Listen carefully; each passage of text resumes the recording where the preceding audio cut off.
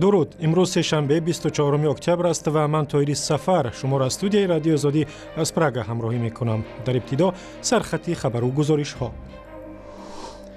خویشاوندان جراح تاجیک در سوخت میگویند او افراطگرا نیست و از امام علی رحمان خواستند در تحقیق عادلانه پرونده عبدالملک سلاموف مساعدت کند.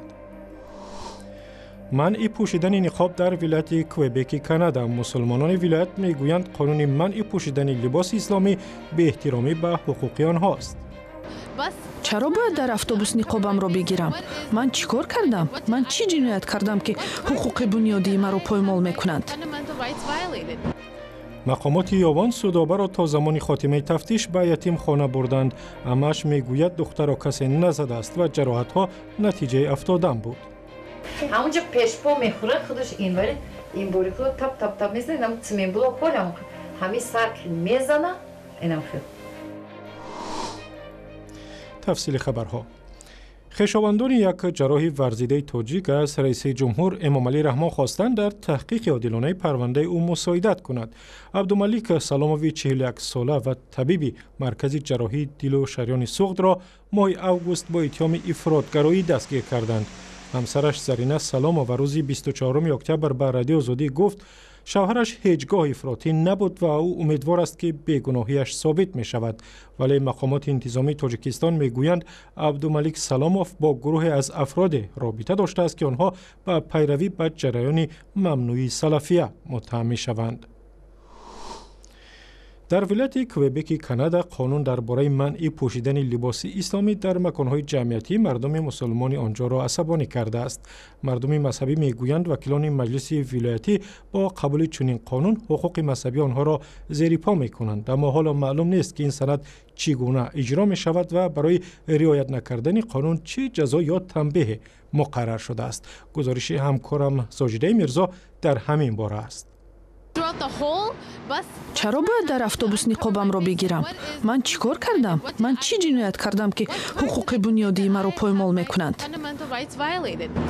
عفیفه سلیمان را قانون نوی ولایت کوئبک کانادا که پوشیدن نقاب را در مکانهای جمعیتی ممنوع میکند به خشم آورده است. طرفداران قانون میگویند که هدف آن محافظت ارزش‌های دنیوی کوئبک است، نه تبعیض نفری.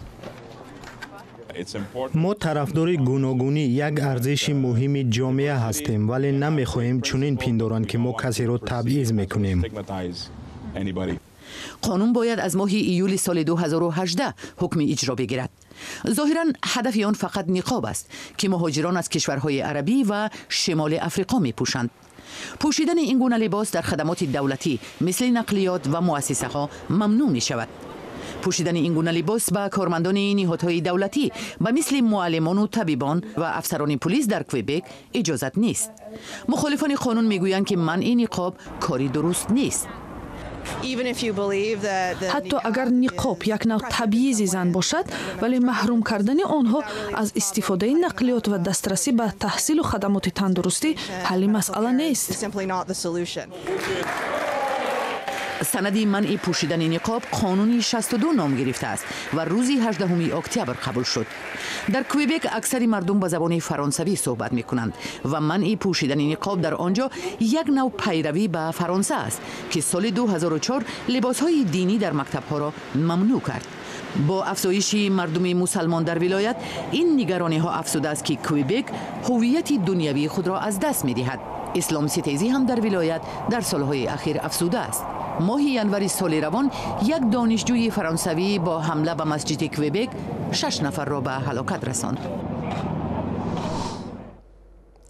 سازمان‌های بین المللی مقامات آذربایجان را برای بدرفتاری و تبعیض همجنسگرایان به شدت تنقید کرده و خواستند که حکومت به این کار خاتمه بدهد. چند همجنسگرا در آذربایجان در صحبت با رادیو آزادی گفتند که مقامات انتظامی چند پیش آنها را دستگیر کرده و به نیروی برق مانده و عذاب دادند. مقامات آذربایجان میگویند که در ماه سپتامبر تخمیناً 80 نفر را برای فحشا بازداشت نمودند، اما حامیان حقوق بر این نظرند که اکثریت بازداشت شده ها نه فاحشه بلکه همجنسگرا و دو جنسه می باشند.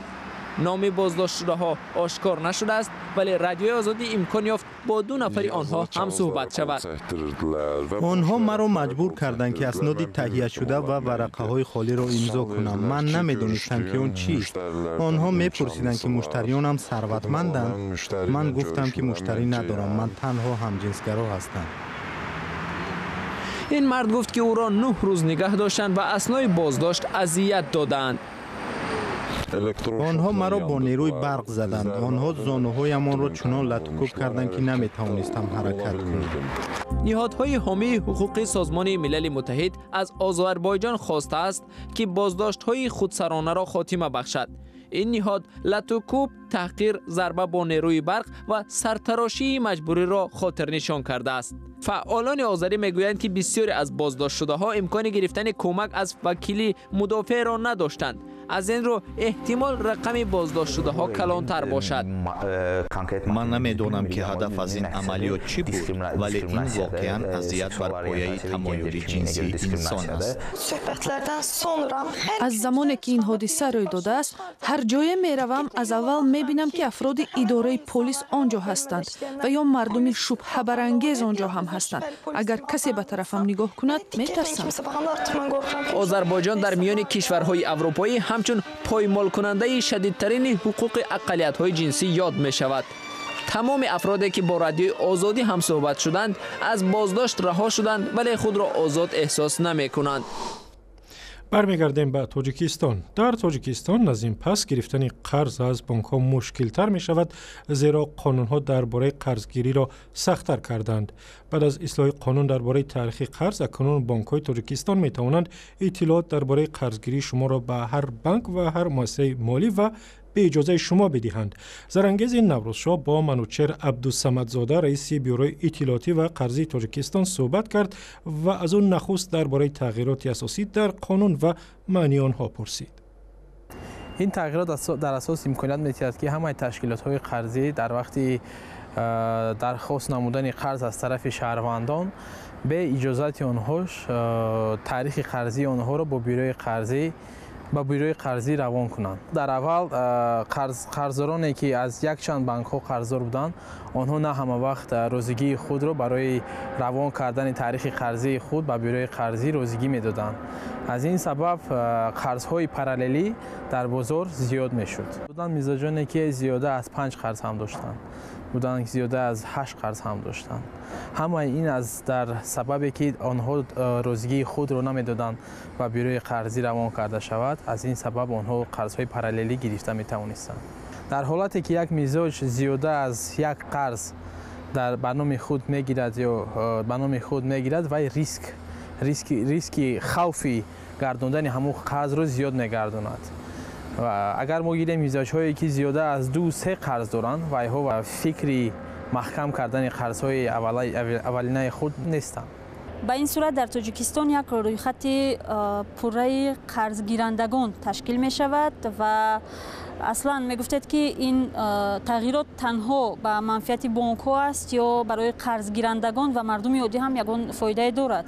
سال 2012 بیروی قرضی و اطلاعاتی تاجیکستان لیسانسیه خود را از طرف بانک ملی تاجیکستان گرفته است که در اساس آن فعالیت می‌کند. در بعضی ماه زیاده از 2 میلیون قرض گیرنده ها می باشد. این تغییرات در اول به منفعت تمام تشکیلات های قرضی است و خودی مزاج هم هست. یعنی به مزاج چی منفعت دارد؟ به مزاج همون منفعت دارد که اگر شما یک قرض گرفته آن را سر وقت پرداخت کنید، با دو کارتا اگر به سر قرض شما روید، تشکیلات های قرضی تاریخ قرضی شما رو دیده با شما با شرط های خلای به شما قرض میدهند. میشه گفت که نبود یک معلومات پوره درباره قرض گیرندگان یک سبب اصلی به مشکل دچار شدن برخی از بانک های تاجیکستان شده است. یکی از سبب‌هایی که مزاج‌های آنها قرض‌های پاراللی به حد بسیار داشتند و سر وقت قرض‌های خود را پرداخت کردن نمی‌توانستند. از این سبب بانک‌ها به این حالت دچار شدند. و از بس که مسئله قرض در تاجیکستان یکی از مسائل مهم روز است، با منوچهر عبدالصمدزاده گفتگوی مفصلی در این باره داشتیم و آن را می توانید در وبسایت azadi.org، کانال آزادی ویدیو در یوتیوب و هم صفحه رادیو آزادی در فیسبوک ببینید. مقامات تاجیکستان میگویند قضیه سودابه سفر و یک دخترک نابالغ را تحقیق میکنند که گزارشات درباره اذیت و آزار او در شبکه‌های اجتماعی مردم زیادی را به خشم آورد. بعد از نشر عکس‌های سودابه که در بدنش داغ‌های سیاه و کبود زیاد دارد، مقامات تاجیکستان به سراغ او رفتند تا بدانند که با سودابه چی شده است. سرویناز روح الله و شهلای عبدالله به یاوان به خانه عمه سودابه رفتند. سودابه 12 ساله را به تشخیصگاه یکباره نمایندگان چند نهاد که به حقوق کودک سر و کار دارند همراهی میکنند. این گروه کاری در شهر یاوان با شمول کارمندان حفظ حقوق تأسیس یافته است که به تدقیق علت و کوب سودابه نابالغ از جانب سرپرستش شروع کرده است. 2 روز پیش در شبکه‌های اجتماعی تصویرهای از سودابه نشر شدند که هنگامه را میان استفاده برندگان آن خیزاند. گفته می شد که سودابه از جانب عمه‌اش شکنجه می شود و تقاضای نجات او را داشتند.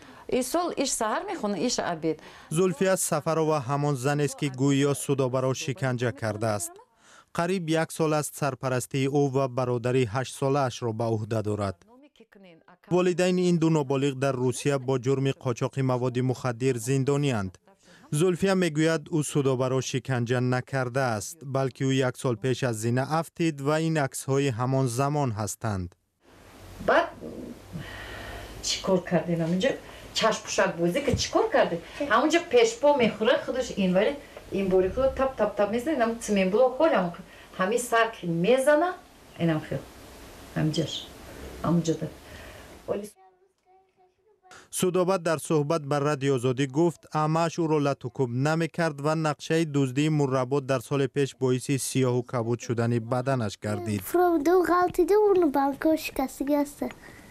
Проводил گرفتم بانک برنیه. Проводил سودو در گفته اکاوه.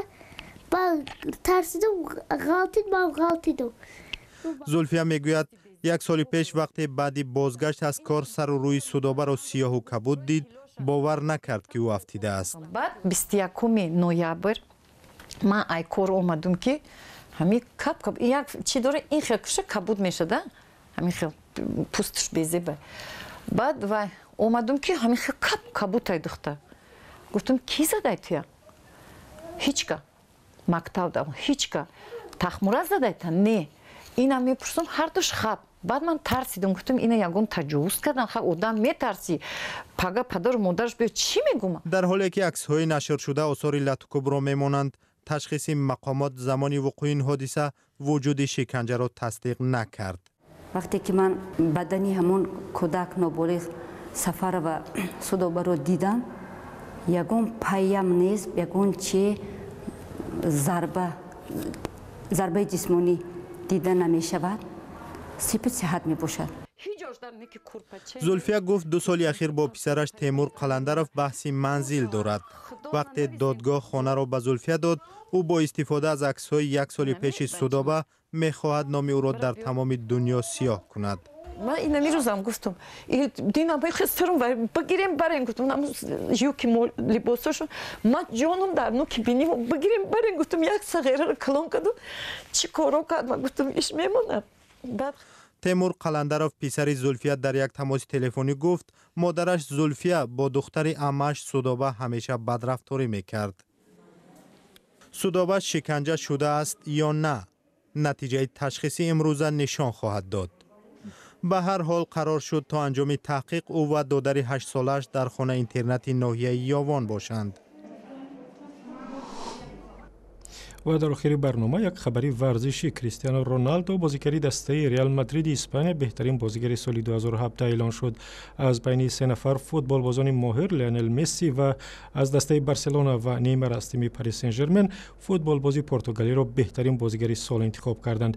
کریستیانو رونالدو باری 5 است که توپ طلایی فدراسیون بین المللی فوتبال را به دست می آورد و لیونل مسی رقیب او هم 5 توپ طلایی را صاحب شده است. از میان مربیان زین الدین زیدان فوتبال بازی سابق و معروف بهترین مربی سال اعلان شد. و بیننده ارجمند، برنامه خبری امروز به پایان رسید. اخبار و ویدیوهای بیشتر در وبسایت azadi.org، در صفحه رادیو آزادی در فیسبوک و هم کانال آزادی ویدیو در یوتیوب.